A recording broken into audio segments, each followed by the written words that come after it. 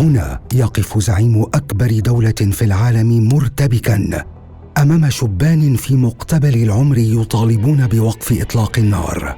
وهذا الرئيس الكولومبي يعلن خلال مظاهرة عارمة قطع علاقات بلاده مع إسرائيل.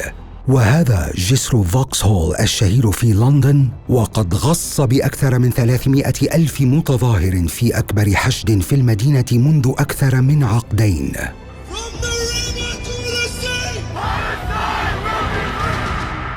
كيف أثرت حرب غزة في العالم؟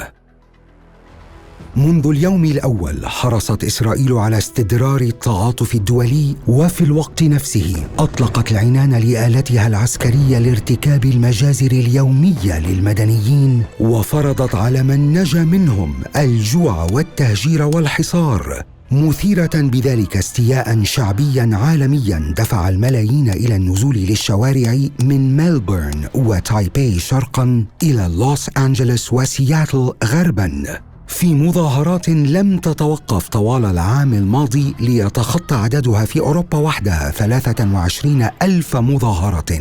ردود الفعل لم تقتصر على المستوى الشعبي فقط، بل اتخذت كثير من الدول مواقف صارمة من العدوان، إذ قطعت دول مثل بوليفيا وكولومبيا علاقاتها بتل أبيب، وسحبت دول أخرى كالبرازيل وجنوب إفريقيا وتركيا وتشيلي وتشاد سفراءها، واعترفت كل من جامايكا وترينيداد أند توباغو وباربادوس وجزر البهاماز بدولة فلسطين.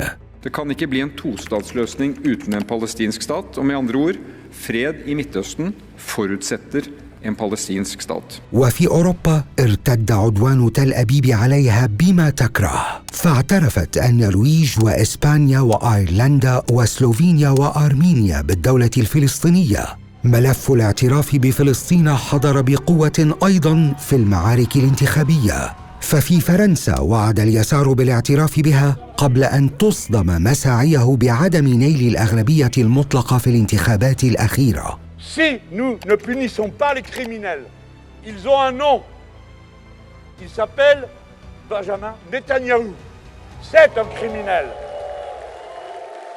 وفي بريطانيا تعهد حزب العمال الفائز في الانتخابات بالاعتراف بفلسطين، مشترطاً إجراء مفاوضات تقود إلى حل الدولتين. ورغم اتفاق المرشحين الأمريكيين على دعم إسرائيل، لكن كان للشارع الأمريكي رأي مختلف. فطوال العام الفائت سجلت المدن الأمريكية مسيرات حاشدة، واكتسحت ساحات الجامعات الأمريكية انتفاضات طلابية واعتصامات امتدت إلى أكثر من 130 حرماً جامعياً. ونجح ذلك الحراك الطلابي في فرض نفسه، وتحول إلى كابوس يلاحق صناع السياسة الأمريكيين أينما حلوا. وعطل الدعاية التقليدية، وسلط الضوء على أدوار واشنطن في جرائم آلة الحرب الإسرائيلية، ما أربك إدارة بايدن ودفع كثيراً من أعضائها إلى الاستقالة، كأندرو ميلر نائب مساعد وزير الخارجية للشؤون الإسرائيلية الفلسطينية، وجوش بول مدير مكتب الشؤون السياسية العسكرية بوزارة الخارجية، بالإضافة إلى 10 آخرين. كما دفع الحراك الحزبين إلى إعادة حساباتهما الانتخابية خشية فقدان بعض الولايات المتأرجحة، ودفع هاريس نحو تبني خطاب أكثر عقلانية. So let me say, I have been clear. Now is the time to get a ceasefire deal and get the hostage deal done.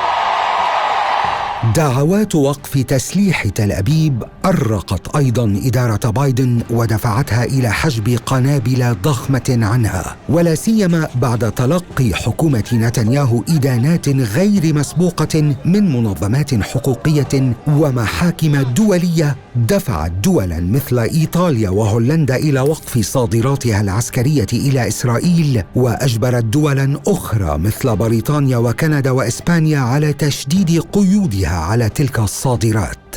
أما ألمانيا التي كانت ثاني أكبر مصدر للسلاح الإسرائيلي فانخفضت صادراتها من الأسلحة الهجومية إلى 32 ألف يورو فقط بداية هذا العام، بعد أن تخطت 20 مليون يورو في 2023.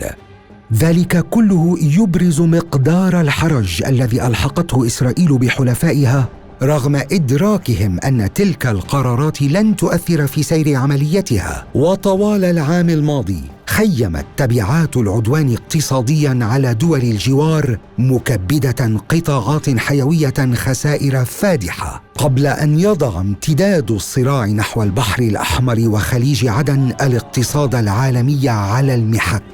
إذ حذر روبرت موغلنيكي كبير الباحثين في معهد دول الخليج في واشنطن من المزيد من التضخم نتيجة زيادة تكاليف الشحن والتأمين، ولا سيما بعد استهداف جماعة أنصار الله سفناً تحمل إمدادات لإسرائيل وحلفائها من أجل ممارسة الضغط عليها ودفعها لإنهاء عدوانها في سلسلة هجمات شلت حركة السفن في قناة السويس وأثارت مخاوف أسواق النفط والطاقة، وعطلت نقل سلع بقيمة $1 تريليون وفقاً لشركة راسل ألبس مارين، وقادت إلى ارتفاع أسعار البضائع والسلع الاستهلاكية بشتى أنواعها، قبل أن يزيد تفجير أجهزة البيجر واللاسلكي من تعقيد مشهد التجارة الدولي، واضعاً عدة دول في مأزق يهدد سمعة صناعاتها، ودفع أخرى إلى إعادة حساباتها في أمن سلاسل التوريد كحال تركيا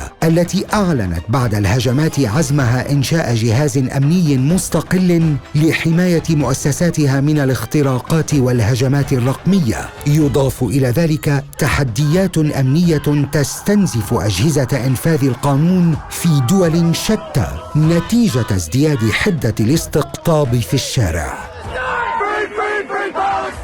ورغم ذلك تدفع إسرائيل نحو توسيع رقعة الصراع إلى لبنان وسوريا والعراق واليمن وحتى إيران، ما ينذر بانزلاق المنطقة إلى حرب شاملة قد تغير ملامح السياسة الدولية بأكملها.